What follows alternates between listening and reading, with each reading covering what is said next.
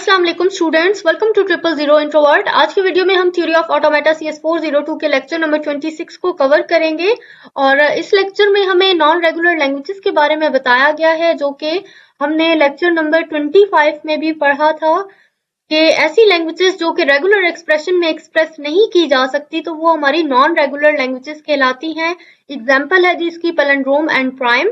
इसके अलावा ये लैंग्वेजेस ना ही एफए में एक्सेप्ट होती है और ना ही टीजी में। और यहाँ पर जी हमें एक एग्जाम्पल गिवन है जहाँ पे हमें एक लैंग्वेज दी गई है और इस लैंग्वेज में ए और बी की वैल्यूज को हमने बार बार चेंज करके नंबर्स के अकॉर्डिंग इंटर करना है। मिसाल के तौर पे एन की वैल्यू अगर हम 0 इंटर करते हैं तो ए भी 0, बी भी 0, ठीक है, कुछ भी यहाँ से पास नहीं होगा तो हम यहाँ पे एम्प्टी स्ट्रिंग लिखेंगे। इसके बाद जी अगर हम ए की वैल्यू 1 लिख देते हैं, बी की भी वैल्यू 1 लिख देते हैं तो ए भी 1 टाइम आ गया, बी भी 1 टाइम। फिर इसी तरह 2 पुट करने पर 2 मरतबा ए और 2 मरतबा बी, 3 पुट करने पर 3 मरतबा ए और 3 मरतबा बी।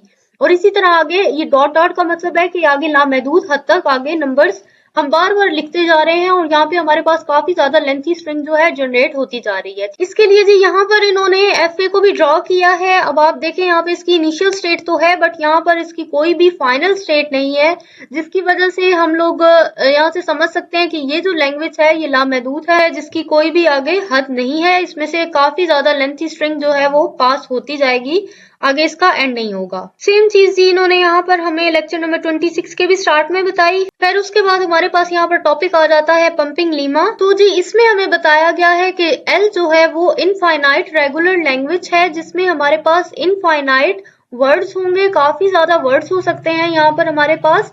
और स्ट्रिंग में हमें बताया गया है यहाँ पे x, y और z को हम इस्तेमाल करेंगे, जबकि x और z ये नल हो सकती हैं और y जो है वो नल नहीं हो सकती। अब जी इसी चीज को इन्होंने यहाँ प्रूव में साबित किया है कि L जो है हमारे पास ये एक रेगुलर लैंग्वेज है और रेगुलर लैंग्वेज होने की वजह से इसका कोई ना कोई एफए भी जरूर होगा।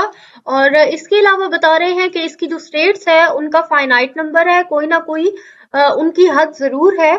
इसके अलावा यहाँ से जो वर्ड्स इसमें मौजूद हैं तो वो हमारे पास यहाँ इनफाइनाइट हो सकते हैं। और सेकंड चीज ये बताई गई है कि यहाँ पे जो वर्ड्स हैं अगर वो स्टेट से ज्यादा हो जाते हैं तो हम फिर उन्हें 3 पार्ट्स में डिवाइड कर देंगे। इसको अभी हम नीचे एग्जाम्पल से समझ लेते हैं। सेम चीज यहाँ बताई गई है कि y जो है वो कभी भी नल नहीं हो सकता, जबकि x और z नल हो सकता है। और जो हमने यहाँ पर पढ़ा कि हम उन्हें 3 पार्ट्स में डिवाइड करेंगे तो हमारे 3 पार्ट्स होंगे x, y और z।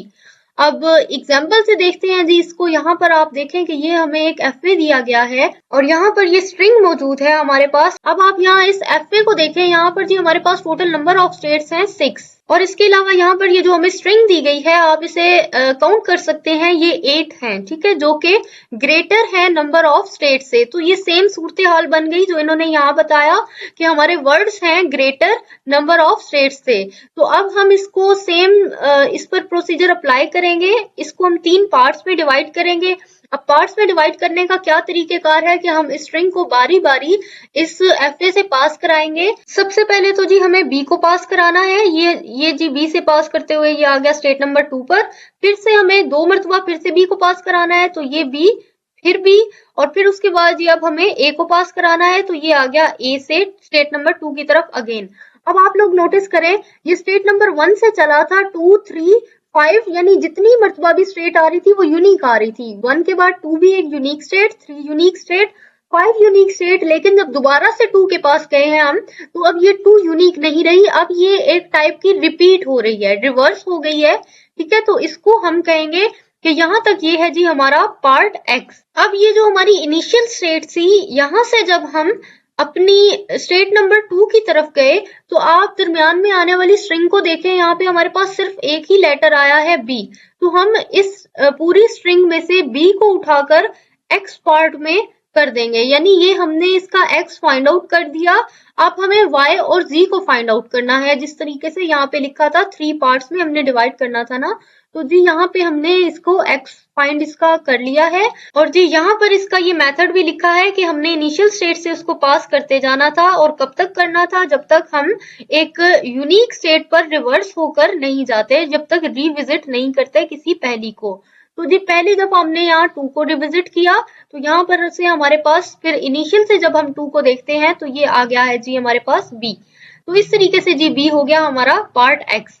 उसके बाद जी सेकंड रूल इन्होंने हमें बताया है, फिर से हम सेम स्ट्रिंग को पास कराते हैं इस एफ में से, यानी ट्रिपल बी 3 दफा बी, एक दफा से हम यहाँ पहुंचे, दूसरी दफा और फिर ये तीसरी दफा 3 मरतबा बी को रीड कर लिया, फिर अब हमें ए को रीड करना है, फिर से स्टेट नंबर 2 की तरफ आ गया। अच्छा अब आप यहाँ पर नोटिस करें कि ये लूप बन रहा है, ठीक है, ये वाला, ये जो एरिया है इस तरीके से ये सब है लूप।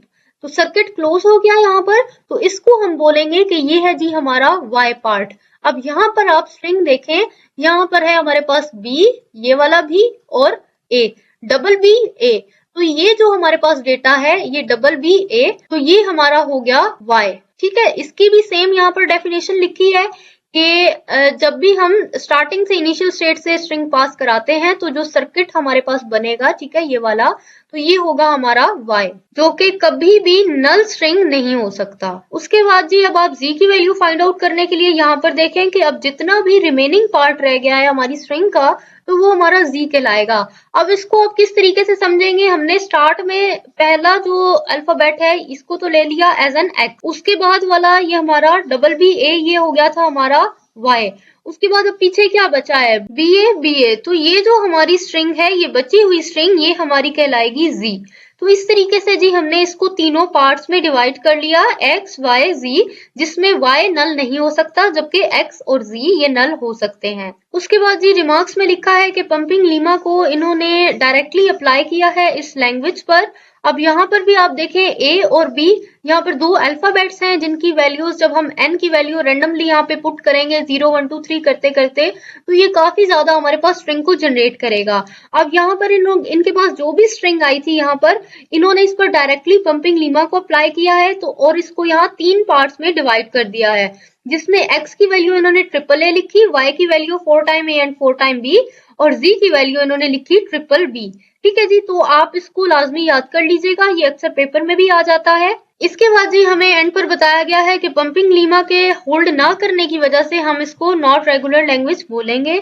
और नेक्स्ट जी हमें यहाँ पे एग्जांपल दी गई है, इक्वल के बारे में बताया गया है कि इक्वल, और यहाँ पे हमें पूरी एक लैंग्वेज दी गई है। अब इस लैंग्वेज में यूनिक चीज ये है कि यहाँ पर जितने भी हमारे पास अल्फाबेट्स हैं वो सब इक्वल हैं। जिस तरह ए अगर एक दफा आया है तो बी भी एक मरतबा ही आएगा, यहाँ पर ए अगर हमारे पास 2 मरतबा है तो बी भी 2 मरतबा ही होगा। तो इस तरीके से जी इस लैंग्वेज को इन्होंने यहाँ पर बनाया है, ये इनफाइनाइट लैंग्वेज है, इसीलिए इसको इक्वल बोला गया है। अब ये लैंग्वेज बनाई गई है जी ANBN इस फॉर्मूला को देखते हुए। अब ये सेम फॉर्मूला है जो कि ये हमने यहाँ पर पढ़ा था कि 1 2 3, ठीक है, जिस तरीके से हम ए की वैल्यू को जैसे जैसे इंक्रीमेंट करेंगे, बी की वैल्यू भी बिल्कुल उसी तरीके से इंक्रीमेंट होती जाएगी। मिसाल के तौर पे ए के ऊपर अगर हमने 3 लिख दिया तो बी के ऊपर भी हम 3 ही लिखेंगे, और ए भी हमारा 3 दफा आएगा जवाब में, और बी भी हमारे पास 3 मरतबा ही आएगा।